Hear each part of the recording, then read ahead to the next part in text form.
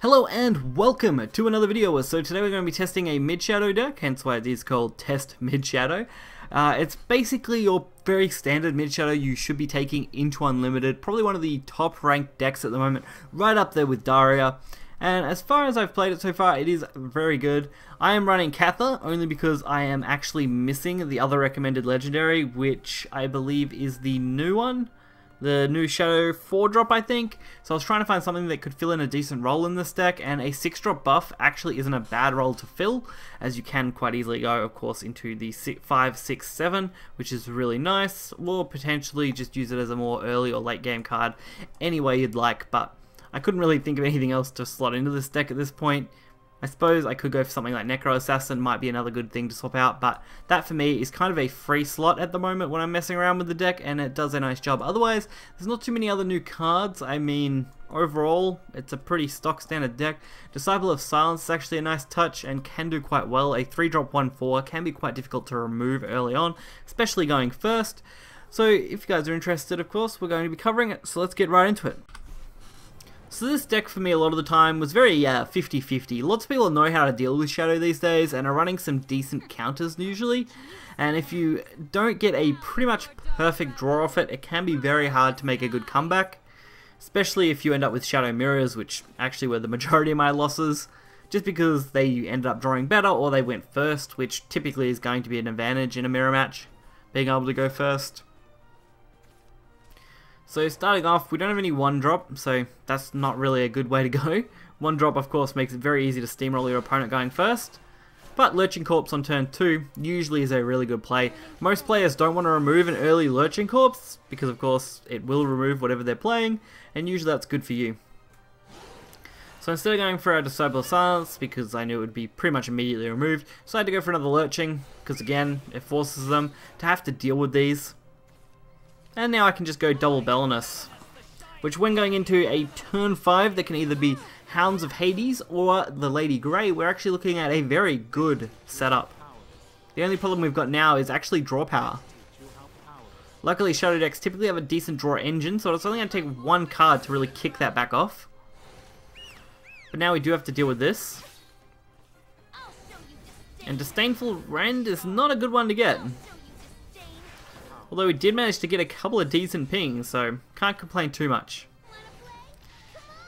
And there it is, Hound of Hades. That's going to buff our entire board and allow us to remove the 4-2 pretty easily, although it is pretty much going to sacrifice the 5-5 at this point.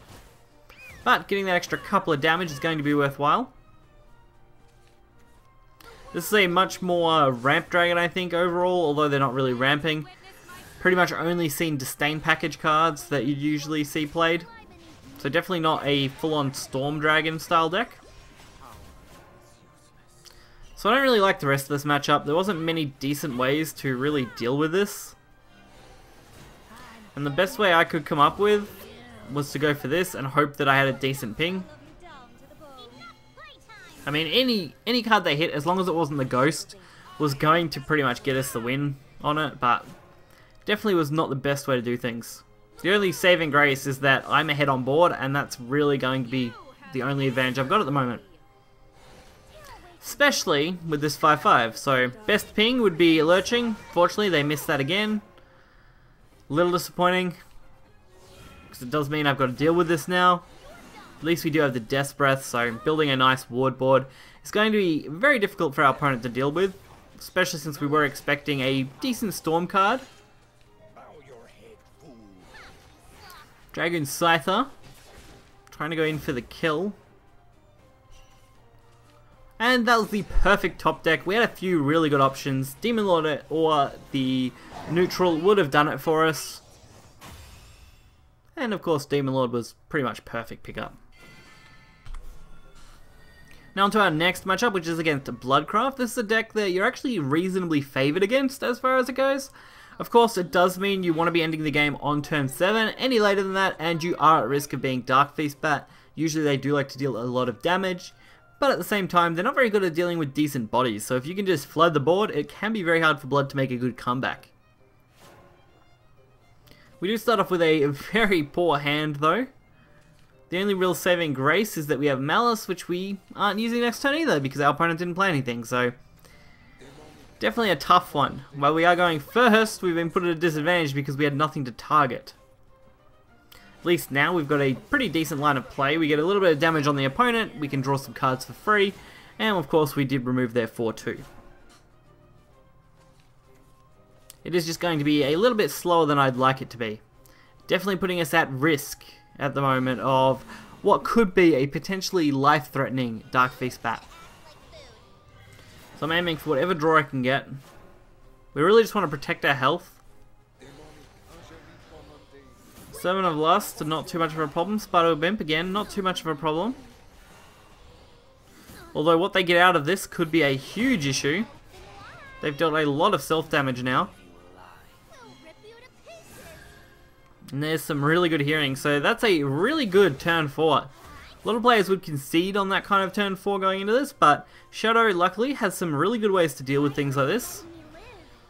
And our Lurching Corpse combo isn't a bad one. It's not perfect, but it'll do the job. Even though we didn't get the best ping.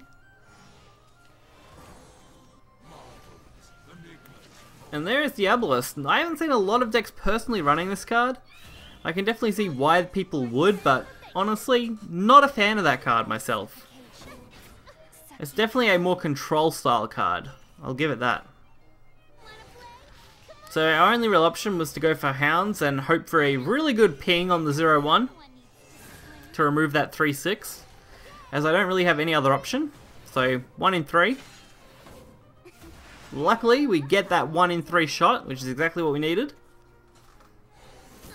Of course, the odds of our opponent clearing this is reasonably high, so I don't expect it to survive.